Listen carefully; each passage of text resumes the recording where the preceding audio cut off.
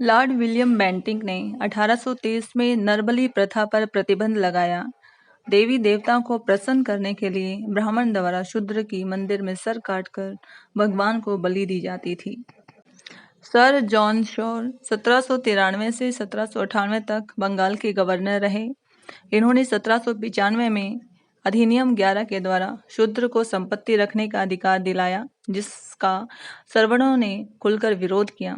इस अधिनियम से पहले जाट, अहीर, गुर्जर, पटेल, कायस्थ आदि शूद्र जातियों पर भूमि का मालिकाना हक नहीं था। द अर्ल ऑफ मोयरा, इन्होंने सन 1819 में अधिनियम संख्या 7 द्वारा शूद्र स्त्रियों के शुद्धिकरण पर रोक लगाई। शूद्रों की शादी होने पर दुल्हन को दूल्हे के घर न जाकर कम से कम 3 रात तक ब्राह्मण के घर शारीरिक सेवा देनी पड़ती थी। द लॉर्ड चेम्सफोर्ड 1916 से 1921 तक भारत के वायसराय रहे।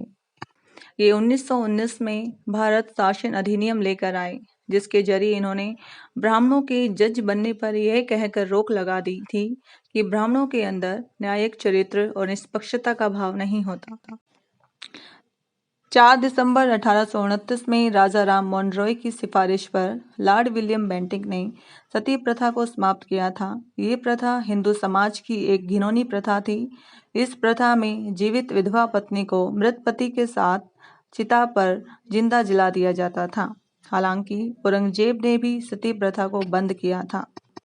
भारत के governor general Lord William Bentinck 1828 से 1835 तक रहे। इन्होंने 1833 के चार्टर एक्ट की धारा 87 द्वारा योग्यता को सेवा का आधार स्वीकार किया तथा कंपनी के अधीनस्थ किसी भी भारतीय नागरिक को उसके धर्म, जन्म स्थान, जाति अथवा रंग के आधार पर किसी पद से वंचित रखना बंद किया।